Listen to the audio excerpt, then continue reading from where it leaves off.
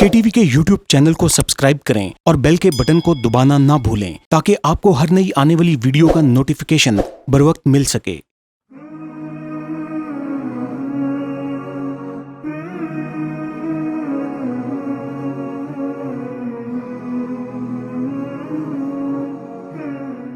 نحمد ونصلي ونسلم على رسوله الكريم اما بعد فاعوذ باللہ من الشیطان الرجیم بسم اللہ الرحمن الرحیم۔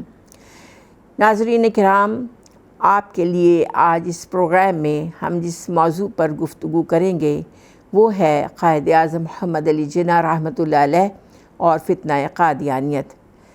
ناظرین گرامی، جیسے کہ آپ یقیناً جانتے ہیں کہ قادیان کے دجال مرزا غلام قادیانی کا دجل و فتنہ تاریخ اسلام کا ایک سلگتا ہوا موضوع اور امت مسلمہ کے سینے کا ایک رشتہ ہوا ناسور ہے۔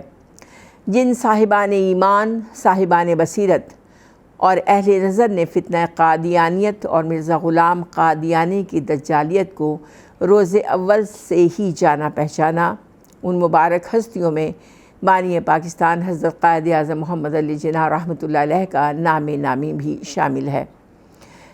قادیانیوں کے حوالے سے قائد اعظم محمد علی جناح کا موقف عام مسلمانوں کی طرح بالکل واضح تھا۔ جب کشمیر سے واپسی پر قائد اعظم سے سوال پوچھا گیا کہ آپ کی قادیانیوں کے بارے میں کیا رائے ہے، تو بانی پاکستان نے فرمایا، میری رائے وہی ہے جو علماء کرام اور پوری امت کی ہے۔ قائد اعظم کے اس ارشاد سے واضح ہوتا ہے کہ آپ پوری امت کی طرح قادیانیوں کو کافر، غدار اور باغی سمجھتے تھے۔ یہی وجہ تھی کہ قادیانیوں نے آپ کا جنازہ پڑھنے سے انکار کیا اور قائد اعظم کی حکومت کو کافر کہا تھا۔ قیام پاکستان کے کچھ عرصے بعد قائد اعظم رحمۃ اللہ علیہ رحلت فرما گئے۔ ان کے انتقال پرملال سے ساری قوم کی کمر ٹوٹ گئی۔ آپ کے داغ مفارقت سے ہر شخص یوں دکھائی دیتا تھا جیسے وہ یتیم ہو گیا ہو۔ لیکن اس جاں کا صدمے پر بھی قادیانیوں کے رویے میں کوئی فرق نہ آیا۔ پاکستان کے باشعور شہری جانتے ہیں کہ اس وقت کے وزیر خارجہ ظفر اللہ قادیانی نے بانی پاکستان کی نماز جنازہ میں شرکت نہ کی اور وہ ایک طرف الگ بیٹھا رہا۔ جب اخبارات اس معاملے کو منظر عام پر لائے تو قادیانیوں کی طرف سے یہ جواب دیا گیا کہ ظفر اللہ قادیانی پر ایک اعتراض یہ کیا جاتا ہے کہ آپ نے قائد اعظم کا نماز جنازہ نہیں پڑھا، حالانکہ تمام دنیا جانتی ہے کہ قائد اعظم احمدی نہ تھے، لہٰذا جماعت احمدیہ کے کسی فرد کا جنازہ نہ پڑھنا کوئی قابل اعتراض بات نہیں ہے۔ ایک اور موقع پر ظفر اللہ قادیانی سے سوال ہوا کہ آپ قائد اعظم کے جنازے کے وقت غیر مسلم سفیروں کے ساتھ گراؤنڈ میں ایک طرف بیٹھے رہے، جنازے میں شامل نہ ہونے کی کیا وجہ تھی؟ اس نے جواب دیا، آپ مجھے مسلمان حکومت کا ایک کافر وزیر یا ایک کافر حکومت کا مسلمان وزیر خیال کر لیں۔ بحوالہ روزنامہ ذمہ دار لاہور 8 فروری 1950۔ ایک مفصل انٹرویو میں ظفر اللہ قادیانی سے پوچھا گیا، آپ پر ایک اعتراض اکثر ہوتا ہے کہ آپ نے قائد اعظم کا جنازہ وہاں موجود ہوتے ہوئے نہیں پڑھا۔ جواب دیا، ہاں ٹھیک ہے، یہی بات ہے، میں نے نہیں پڑھا۔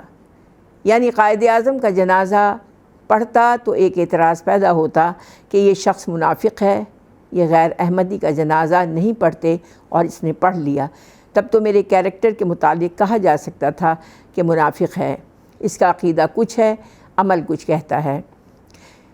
اس نے ہر دل عزیزی حاصل کرنے کی خاطر قائد اعظم کا جنازہ پڑھا۔ میرے عقیدے کو وہ جانتے ہیں، میرے عقیدے کو انہوں نے ناٹ مسلم قرار دیا ہے، تو اگر میں آئینی اور قانونی اعتبار سے ناٹ مسلم ہوں تو ایک ناٹ مسلم پر کیسے واجب ہے کہ مسلمان کا جنازہ پڑھے؟ ان کی اپنی کرتوت تو سامنے ہونی چاہیے، نہ پڑھنے پر کیا اعتراض ہے؟ سارے جہاں کو معلوم ہے کہ ہم نہیں پڑھتے غیر احمدی کا جنازہ۔ بحوالہ سیاسی اتار چڑھاؤ از منیر احمد، منیر صفحہ 99۔ قادیانی جماعت کا یہ بھی کہنا ہے کہ قائد اعظم محمد علی جناح نے ایک موقع پر ظفر اللہ قادیانی کو اپنا بیٹا کہا تھا۔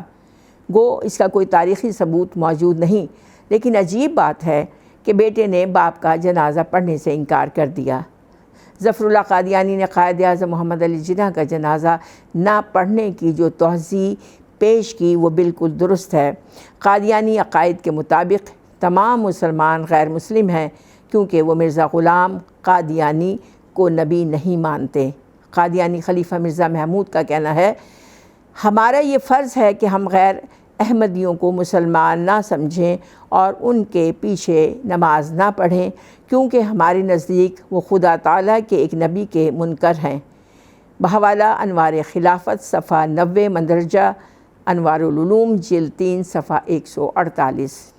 مرزا محمود اپنی کتاب انوار العلوم پر لکھتا ہے، اب ایک اور سوال رہ جاتا ہے کہ غیر احمدی حضرت مسیح موعود کے منکر ہوئے، اس لیے ان کا جنازہ نہیں پڑھنا چاہیے، لیکن اگر کسی غیر احمدی کا چھوٹا بچہ مر جائے تو اس کا جنازہ کیوں نہ پڑھا جائے؟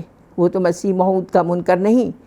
میں یہ سوال کرنے والے سے پوچھتا ہوں کہ اگر یہ بات درست ہے تو پھر ہندوؤں اور عیسائیوں کے بچوں کا جنازہ کیوں نہیں پڑھا جاتا، اور کتنے لوگ ہیں جو ان کا جنازہ پڑھتے ہیں؟